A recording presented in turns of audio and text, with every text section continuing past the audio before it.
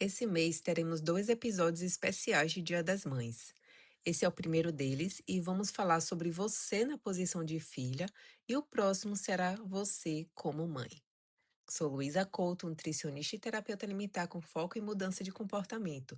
E aqui a gente fala sobre tudo o que realmente influencia o seu emagrecimento, porque emagrecimento não é só comida. Vamos falar sobre algo que muita gente nunca nem parou para pensar: o quanto a forma como você foi criada ainda influencia a forma como você se alimenta hoje. Antes de falar sobre esse assunto, vou deixar uma coisa bem clara aqui. Esse assunto não é sobre culpar a sua mãe. Não existe criação perfeita.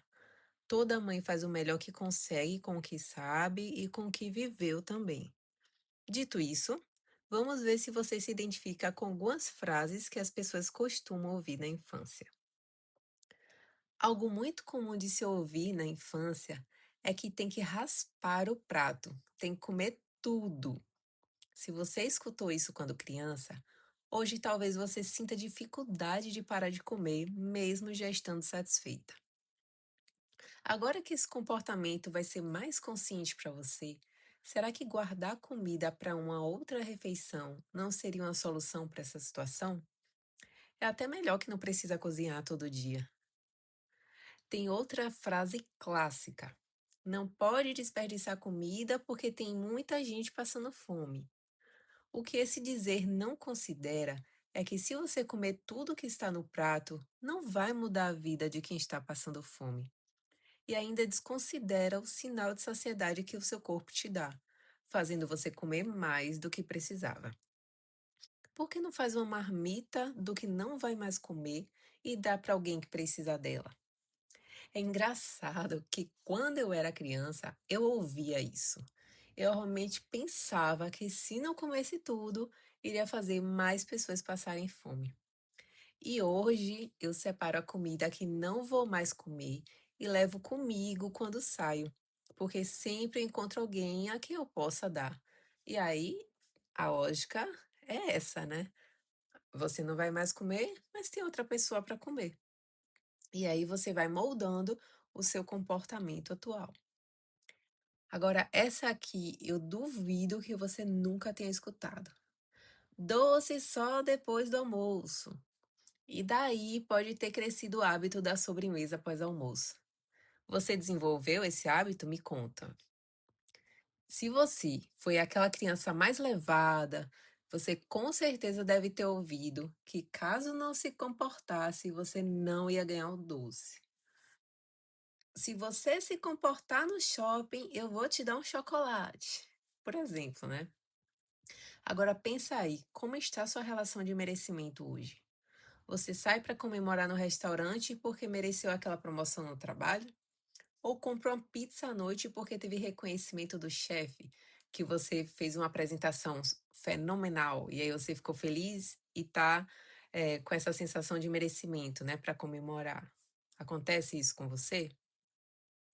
Agora, fugindo um pouquinho da alimentação, mas ainda falando sobre comportamentos, se você recebia punição por não tirar notas boas, por exemplo, hoje você pode se punir inconscientemente, se privando de assistir algo porque não conseguiu ter um dia produtivo.